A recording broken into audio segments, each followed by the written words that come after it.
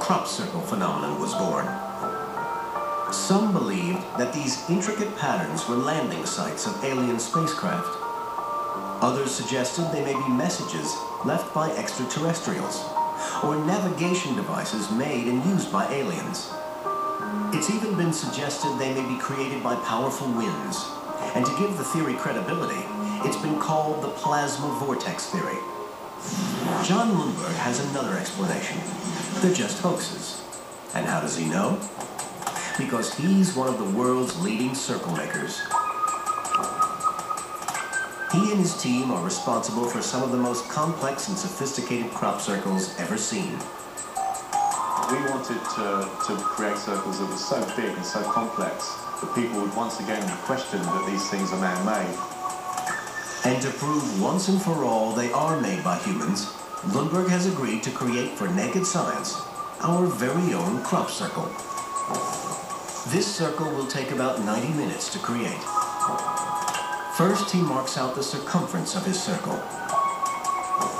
He uses a 300-foot surveyor's tape to measure out the pattern. The design is worked out in advance on computer. The crop circler's secret weapon is a stalk stomper, a 4-foot plank of wood they use to flatten the crop. And there's not a single alien in sight.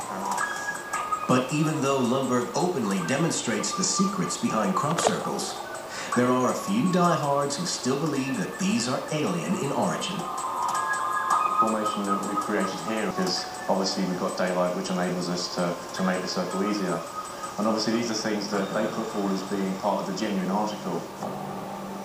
It's not just crop circles that have been thought to be signs of alien visitation.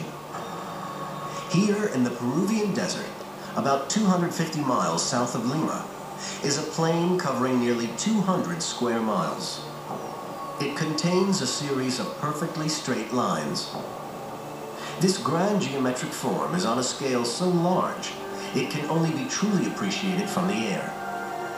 The longest line goes 9 miles across the plain.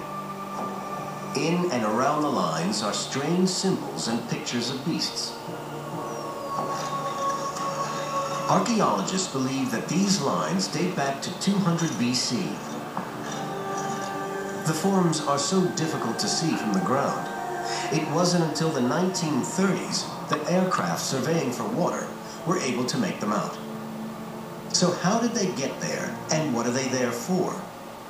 The Swiss writer Erich von Däniken made his fortune by suggesting this was a giant landing strip for alien spacecraft.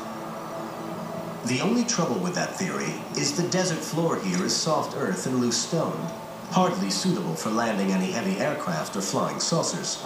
So if it's not a private airstrip for alien visitors, what is it? Most researchers think that it's some form of giant site of worship. The straight lines may be pathways linking a series of shrines, and the figures were probably not meant for human eyes, but for their gods. But for those who seriously believe we've been visited, this is the ultimate proof.